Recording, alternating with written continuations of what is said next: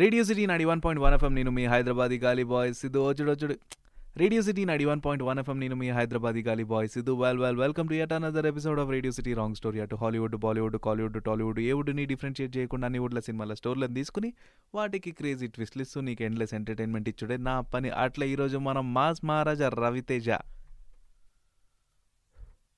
Block buster disco రాజా cinema గురించి మాట్లాడుకుంటున్నాం. ఇక తెరెత్తి స్టోర్లోకి అడుగు పెడితే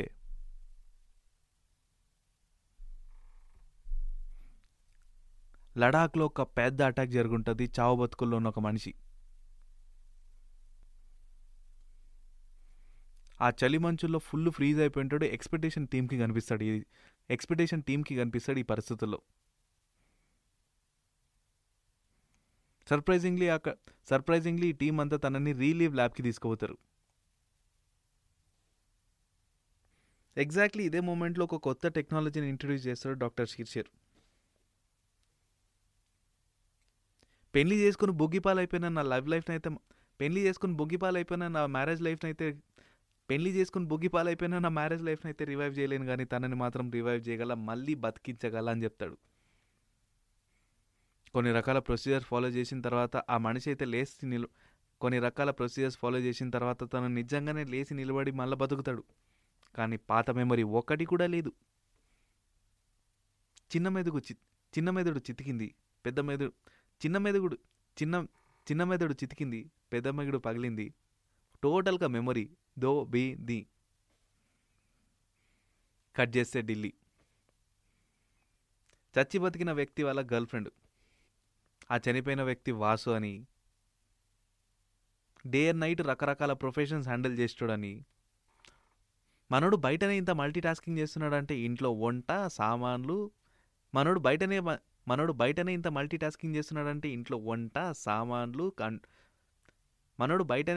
టాస్కింగ్ చేస్తున్నాడంటే ఇంట్లో వంట సామాన్లు కసువులు, దుమ్ము దులపడాలు,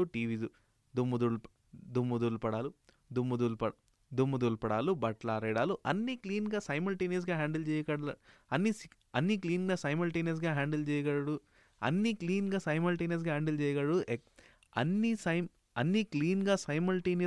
చేయగలడు. పైసలు కూడా మిగిలిపోతాయి. పనామె పని తప్పుతుందని ప్రేమలో పడిపోతుంది.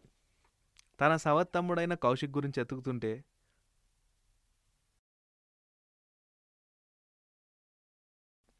ఇక్కడే రేడియో సిటీ రాంగ్ స్టోరీకి ట్విస్ట్ ఇచ్చేద్దాం. తెలుసో తెలియకో తనంతట తను ఒక పీస్ఫుల్ లైఫ్ లీడ్ చేసుకుంటా కన్ఫ్యూషన్లో బతికేస్తున్నాడు.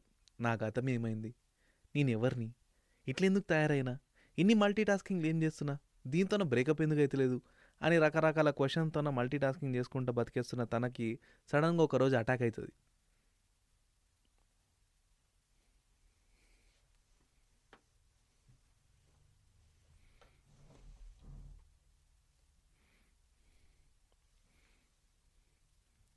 తనని సరసర ఈసుకపోయి తను ఓ 4-5 గుండాలను కొట్టి తను తప్పించుకునే ప్రయత్నం చేసినా కానీ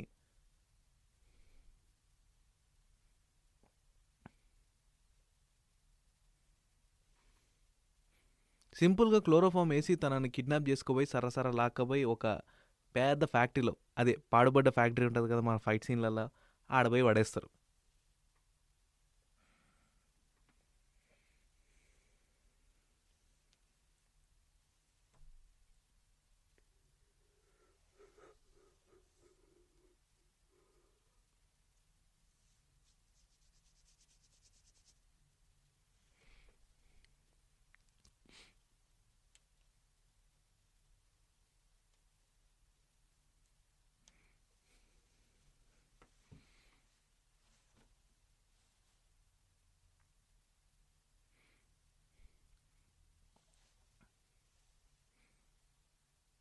పక్కన ఒక పండు ముసలామె ఉంటుంది, 60-70 ఏళ్ళ ఆమె. ఏవండి అని ఏడుస్తుంటుంది. ఎలాగేస్, నువ్వేంది, నా వయసు ఏంది, నువ్వు నన్ను ఏవండి అంటావేంది.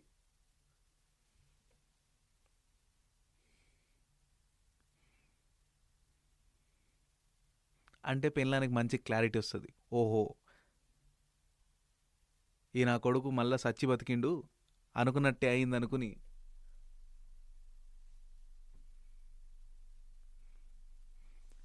ఈ రోజు తను మేమిద్దరం చచ్చిపోతున్నాం రా భయ్, మొగుడు పిల్లల మిద్దరం ఒకేసారి సావొచ్చింది ఇద్దరికి అనుకునే టైంకి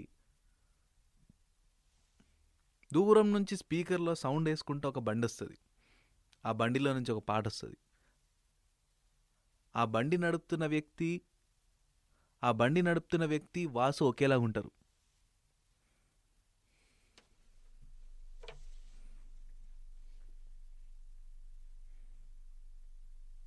ట్విస్ట్ ఏంటంటే ట్విస్ట్ ఏంటంటే వీళ్ళిద్దరు కమల పిల్లలు కాదు, తండ్రి కొడుకులు. ఇద్దరు ఒకే ఏజ్లో ఎందుకు కనిపిస్తారా అంటే ఇక్కడ పక్కన కూర్చున్న ముసల ఇక్కడ పక్కన ఇక్కడ ఇక్కడ పక్కన కిడ్నాప్ అయిపడున్న ముసలామె తన వై ఇక్కడ పక్కన ఇక్కడ పక్కన ఇక్కడ పక్కన తనతో పాటు కిడ్నాప్ అయిపడున్న వ్యక్తి వాసు వైఫే. ఇప్పుడు ఫ్లాష్ బ్యాక్ రివీల్ కానికి టైం ఉంది. ఇప్పుడు ఫ్లాష్ బ్యాక్ రివీల్ అయ్యే టైం వచ్చింది. ఆ పాట ఎప్పుడైతే విన్నాడో తను వాసు కాదని, తను నిజానికి డిస్కో రాజా అని, తను చెన్నైలో ఒక పెద్ద గ్యాంగ్స్టర్ అని,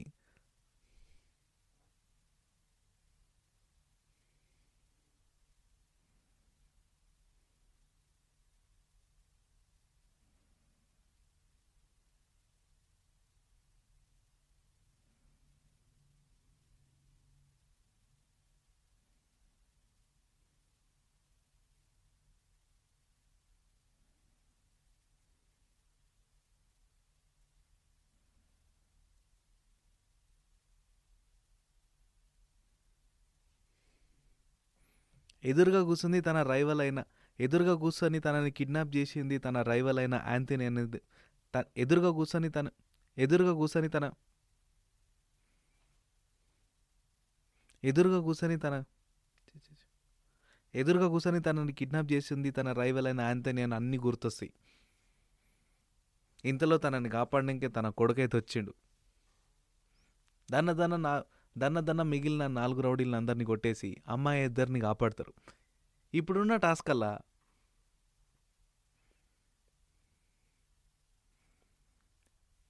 యాంథోనీ కాపాడిన వీళ్ళు గతంలో చేసిన ఒక మంచి పని.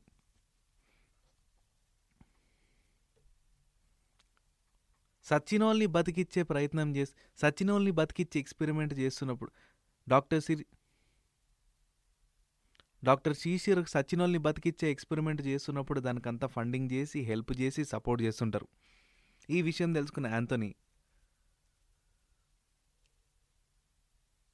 చచ్చిపోయిన వాళ్ళ నాయన ఒక పెద్ద మైనింగ్ గురించిన డీటెయిల్స్ ఇచ్చి చచ్చిపోయిన వాళ్ళ నాయన ఎట్లానే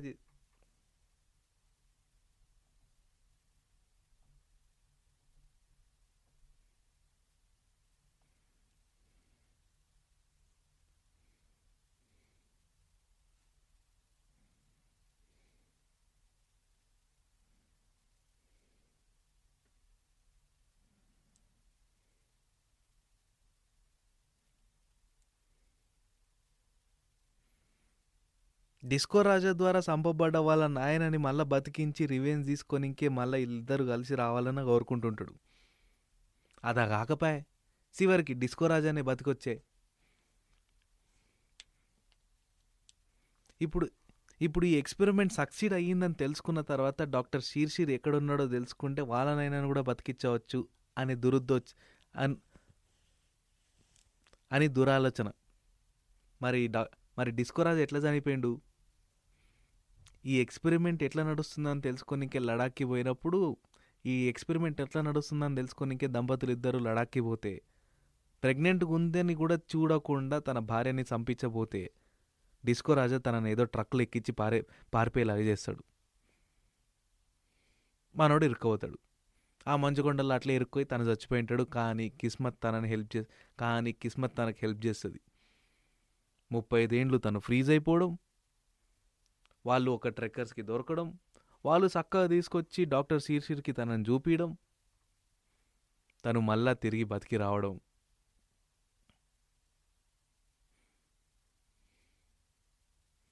అర్ధాంతరంగా వదిలేసిన కొన్ని మంచి పనులు తను చేయడం. అర్ధాంతరంగా తను వదిలేసిన కొన్ని మంచి పనులు చేసి యాంథోనీని చంపేసి ఊరినంతా సస్యశ్యామలంగా మార్చి ఆ లెగసీని కాస్త కొడుక్కిచ్చేసి మనోడు డిస్కో రాజా రిటైర్ అయిపోతాడు. ఇది ఆల్టి రేడియో సిటీ రాంగ్ స్టోరీ. మళ్ళీ రేపు ఇంకొక క్రేజీ స్టోరీతో నేను ముందుకు వస్తా. అప్పటిదాకా స్టే ట్యూన్డ్.